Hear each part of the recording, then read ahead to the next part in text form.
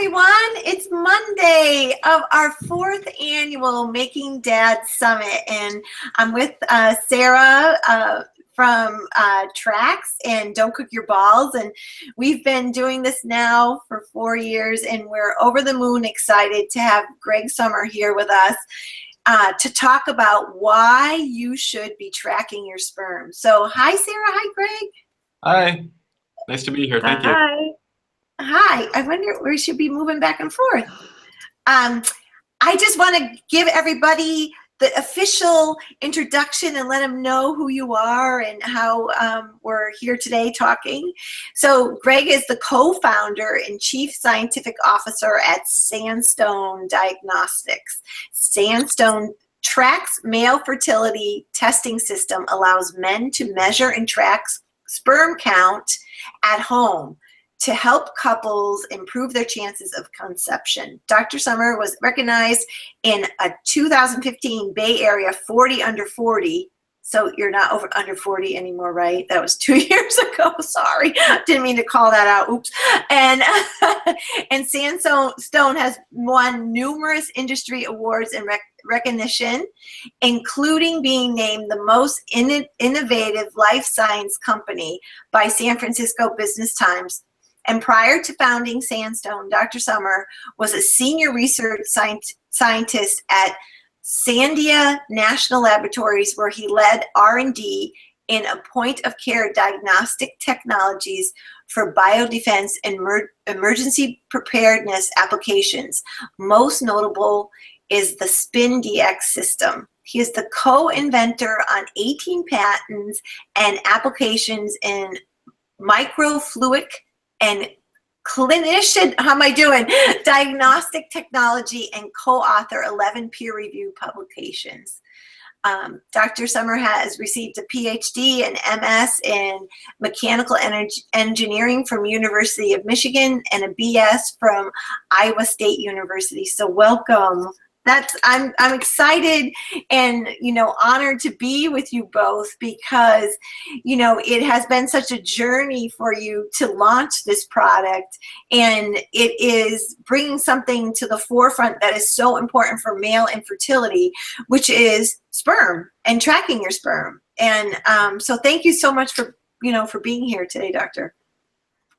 Thank you. Yeah, no, it's great to be here, take part in this. I think what you're doing with trying to bring male fertility to the forefront, out of the shadows, is very important, very much in line with what we're trying to build here, and happy to be a part of it. So thank you. Great. So why don't we jump right in, and you can talk a little bit about why a man needs to be educated to be tracking his sperm, and then Sarah can take over from there. Sure. So I think when we started on this, we came at this from a couple of different angles. First, recognizing that infertility is increasingly becoming a big problem for a lot of different reasons. Couples are increasingly having trouble getting pregnant, pushing pregnancies to later in life, and a lot of confounding factors that are contributing to this problem. But nearly everything in the space still today is focused on women, despite men being half the problems. For a lot of reasons, men aren't getting tested, at least not early on when couples are trying to conceive. And we see that as a big problem. So we wanted to provide a solution, an approach that helps men overcome those barriers to understanding their fertility, their reproductive health, and more importantly, to be somewhat actionable about it and to take control of the problem sooner than they currently are able to do. When we started this company to build a home sperm counter, it kind of started as that, but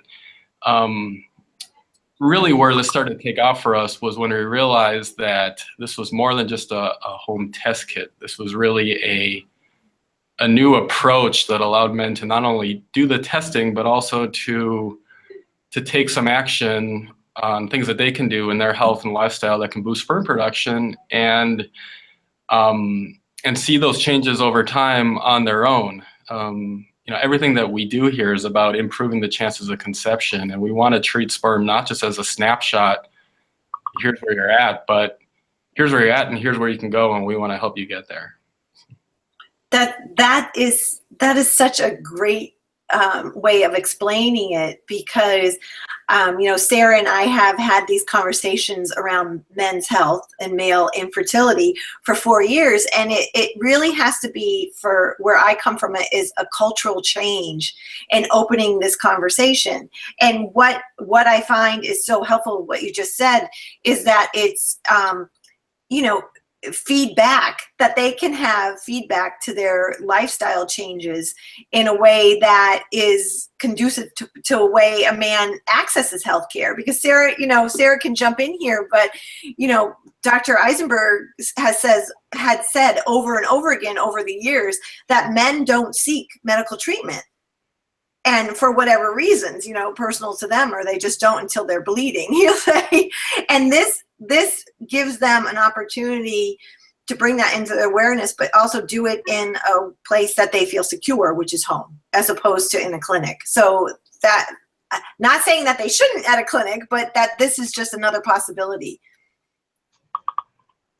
Totally. I mean, I think, the tracking part also is it's an empowerment piece. If you're trying to exercise more, you track your steps.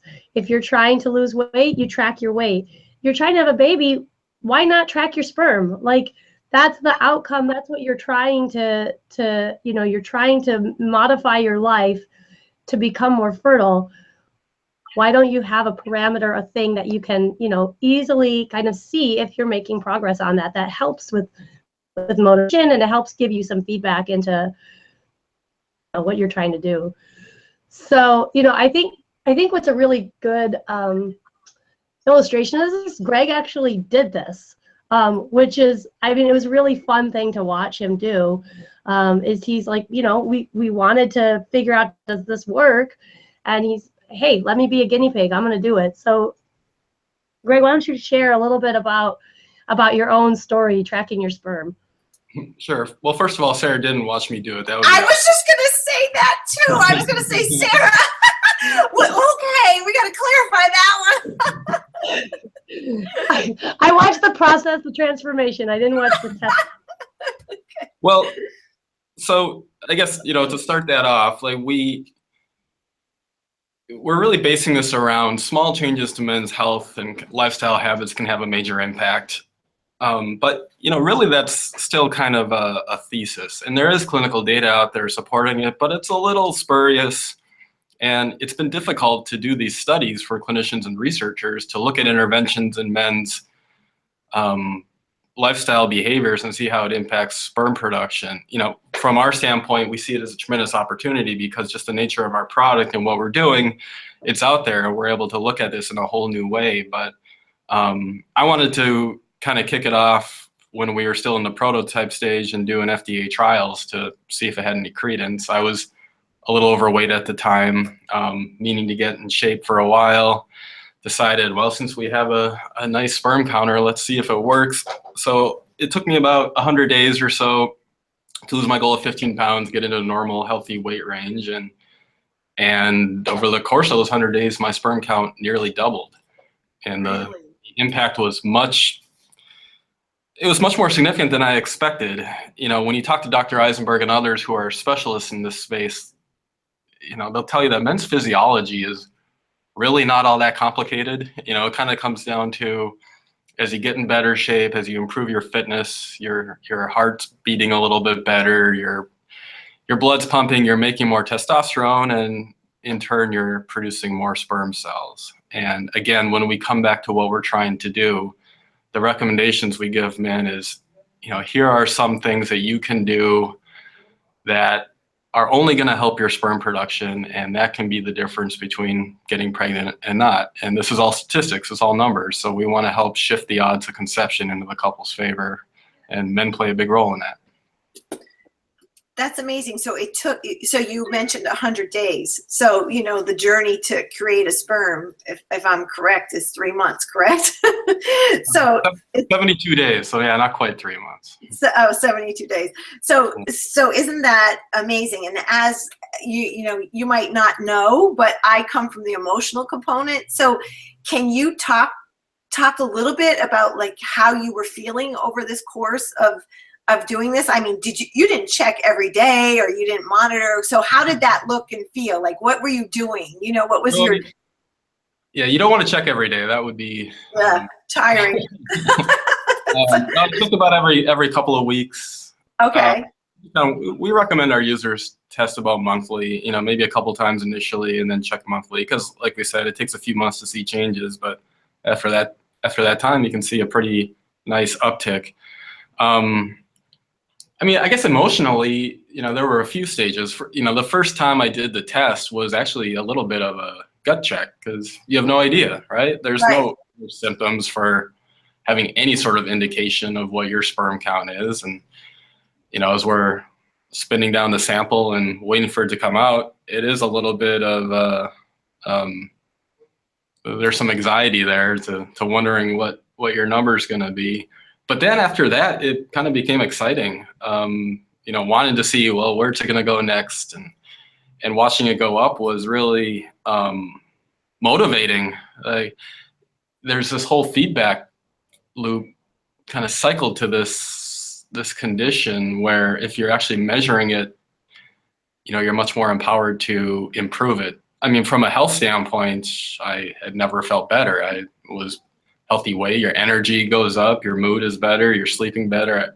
There's a lot of really good things that come with improving your overall health and wellness. And for this particular condition, being able to see an improvement in your sperm count, which is obviously very important for being able to get pregnant, is just kind of the icing on the cake, so to speak. And as a nice outcome during that time, my wife and I got pregnant with our second daughter. And Really? it was, I mean, being a dad is the best part of my life by far. So it's just more motivating for us. And I think driving what we're trying to do here to help spread the word and get more men engaged on a whole new level. Right. That is amazing that during that time that you and your wife conceived. That is just a powerful story. I'm just curious. My question zipped out of my mind, but I zipped out. But I was going with the empowerment and the emotional component. Oh, I know where it went. You know what? I think there is another way that this is so empowering for a couple, because I know for my personal journey through infertility, it's so intangible, right? You can't see your eggs. The only way you see your eggs if you have a vaginal ultrasound, and if you have male factor, you don't know if your changes that you're doing, like you said, are affecting you. And so, the anxiety of, the blood draws and the ultrasounds, and having that reassurance has to affect the couple, not only the male in the trying, because that has to bring such a peace of mind and drop the anxiety level. And I don't know if there's, any data on that, but, I can't guarantee it, but it has to help with the stress within the partnership. I think so. I think this is such a unique thing where fertility is not a his or hers problem. It's a his and hers. And I think the more that you can empower a couple to do this together, just the better your odds of success across the board. Emotionally, because you're in this together, you're a team, you're able to work on it and tackle this problem. That's a very difficult, painful, stressful problem that if you're not talking about it and if you're trying to struggle with this independently, your chances of success are so much lower. So I think that at a high level, that's really what we're trying to do, is give them a tool to recognize, hey, this is a common problem. Millions of people are quietly struggling with infertility every year, but there's a lot that you can do about it. And especially on the men's side, there's a lot that men can do very early on that have a major impact here. Yeah, that's amazing. I'm a fan, but I wonder if I know that you had such a positive effect. It's like you could be the poster child for it, because you said the words that all of us who, all the people who struggle with infertility want to hear, that these subtle changes make a huge difference in your whole lifestyle. And you follow that through, you're making the changes for your children too, right? Because you're a healthier your dad. And you, by tracking your sperm, this has such ripples into everything else of your life too. So and that's why Sarah and I are talking this week. It's really about overall men wellness, the whole of you. So Sarah. Yeah. Oh, well, I would just make a few comments, because I think you're dead on, and that's kind of it. The ripple effects are what we're especially interested in learning about, because we're not talking about major interventions or invasive things. We're not talking about things that you have to do for 2 years. A couple of months here of more mindful living can make a big impact. But the outcome of that not only is fertility, but also improved health. And as Dr. Eisenberg will tell you, infertility is tied to higher rates of chronic disease, cardiovascular disease, diabetes, testicular cancer. He publishes papers that say infertile men are more at risk of early mortality, that there's major long-term health impacts here that we're just now starting to understand on a new level. So you're talking about a subset of men who are otherwise young, otherwise possibly kind of healthy, but probably not living the best lives. Young men don't really live well, period. Things that guys do early in life and college and after can wreak havoc on your overall health, and especially your sperm. But if you can instill some healthier living qualities and attributes at that time, that very important time in a man's life, that can have huge impacts not only on his health, but the future of his family. That's perfect, because I have an 18-year-old son, and because of my work, we talk about this. We talk about, sperm quality. It's not That's probably not normal for most 18-year-old men. I know, because of what I do. When he was a kindergartner getting on the school bus, he said to the bus driver that my mother helped people get pregnant. And one day she pulled the bus up and she's like, "Can you come here? Are you a midwife?" And I'm like, "No, why?" And she's like, "Well, your son said, you help people get pregnant." And I'm like, "Oh gosh." So I just think it's just so important to start this conversation, a different conversation. And, and that's why Sarah and I are doing this. So there's Sarah. Yeah, young guys are thinking about it. They ask these questions, and they're wondering, and they're curious. And I think the more that you lower those barriers and reduce the taboos around it, it's gonna help these guys a lot, and make it okay to have a conversation, that they don't have to just Google and ask chat rooms. They can ask the people who are around them, their support system. That is very rare today, but I hope we continue to see a shift in that direction. Yeah. Right. So when do you recommend people to purchase this and start doing what you're doing? And so in my world, I usually get people calling me when they're in crisis. So it's usually like a year into trying, and they're unable to conceive, or they have conceived and had multiple miscarriages, or so. To be proactive, when do you think it's important for a man or a young man, to bring this into awareness and start doing this? Yeah, well, short answer, the sooner the better. So, we just launched the product in January. It's available on our website, trackfertility.com. It's also on Amazon. We were just recently named the #1 new release in fertility devices on Amazon, which we're very proud about. Bringing fertility. Yay! And the crowd goes wild. But I think we're seeing that most of our customers, or at least a lot of our customers, are pretty far along in their journey, and for whatever reason, aren't seeking medical treatment, or ready to take that step and come into us and looking for solutions, and we're able to help. But going forward, I think we really want to continue to build awareness and help people that are very early on, or even before they're ready to start trying to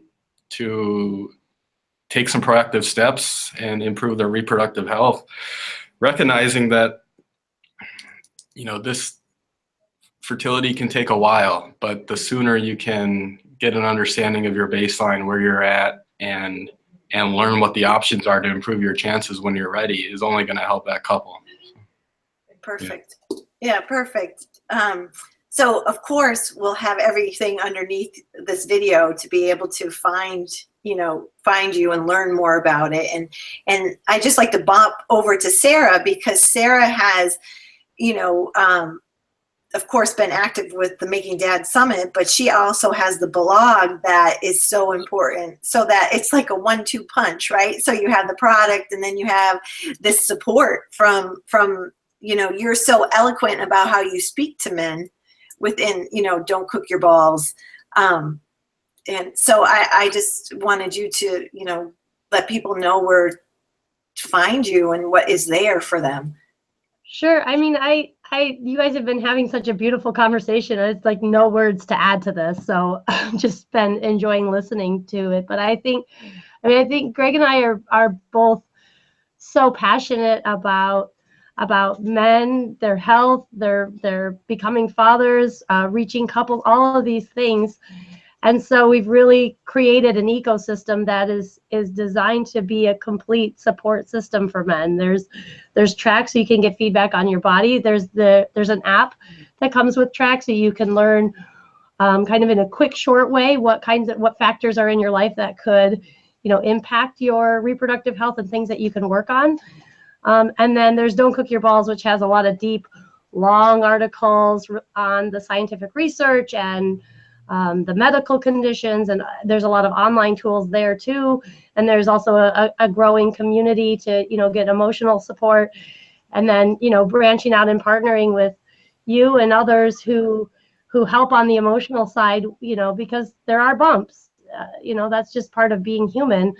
And so, but there's been so much emphasis on women, men have been overlooked on all of these aspects, the health aspects, the emotional aspects. This whole week, really highlights that. Right. And the more we can do to bring those things together and create a safe place for men to understand, explore, learn about their reproductive health, and then take steps to move through their journey of fertility, I think it's just really important. So. Yeah, well, we both agree on that. I'm so grateful for you to be my partner in crime on this. But I have one more question before we let Greg go. So if I had to ask you that one question of all the lifestyle changes that you did, and I kind of play the devil advocate, being able to have the privilege of working with men and women going through infertility, there's always that resistance, that barrier that comes up first when you talk to someone about making a change. And so if I was to ask you the question, what change did you do that perhaps you had that barrier come up, but that's the one that stuck? That's the one that you were like, oh my gosh, I'm so grateful, or so sticking to this one because it was the one that made you feel like if you didn't do it, then you were off, that you had that bell curve to the point of, I have to do this, not opposed to I need to do it. You know what I mean? Yeah. I think if we were going to pinpoint one attribute or lifestyle, I think it's probably weight is the most important across the board of things that men can have some control over. Obesity, is becoming such a problem, and it's shown, the literature, the data around obesity's effects on fertility are very clear and very substantial. And, most guys, I think, recognize that, they know it, and they also kind of generally understand what they can do about it. But this is an area where it can really have an impact. So I think controlling a guy's weight, understanding what a normal BMI versus an overweight or obese BMI means, and setting targets for yourself to get there at this point in your life can be very important. For me, my energy went through the roof once I dropped the weight, and I've been able to keep it more or less in that range. And it's kind of a,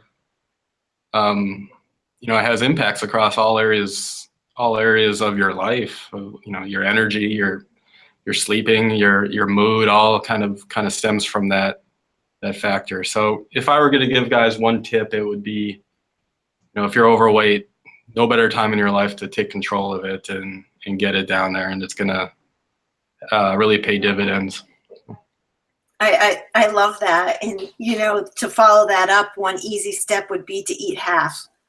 You know, start, if you're thinking in your head, man, I don't want to do that, or, you know, how do I start doing that, or I don't really want to do that, or it's going to be too hard, you know, just start eating half of what you would typically eat, and then see how that feels, you know. And it's such an eye opener when you just make that one little baby step. You know, we're not saying don't eat the burger, you know, maybe just eat half of it and see how you do, you know. That's probably good. I don't really like giving specific diet recommendations, just because it's so different for different people. And, you know, how many thousands of books have been written about diet, how to control your weight. I would more just tell guys, you know, guys know what makes their weight go up, what makes their weight go down, and how to get healthier, and figure it out and just get it done. You know, whatever works for you. You know what? I love that, because it's such a guy way of looking at it, because a woman would feel it first, like, oh man, and you're like, hey, just cut it out and get it done. And I love that we just had this conversation. Well, it's a number. It's a very clear number. You can go to Walmart for $12 and get a scale and see what that number is. And you know, if it's getting up early and running, or if it's eating half, or, you know, knocking out the Mountain Dews, whatever it is, just do it. So, yeah. Sarah, I love it. Well, thank you so much. I love it. Just do it. You know, it's a number. And I'm going to have those words in my head too. But thank you so much. Sarah, anything to add? No, I mean, I think that's a really good closing note. It's yeah, Greg and I we're a good pair. Just, he has a good way of saying stuff. So, well, thank you so much. I so appreciate your time, and I know this is going to be so helpful to everyone. So thank you so much. Thank you. Have a good rest of the day. See you later. Thank you. Bye. Bye.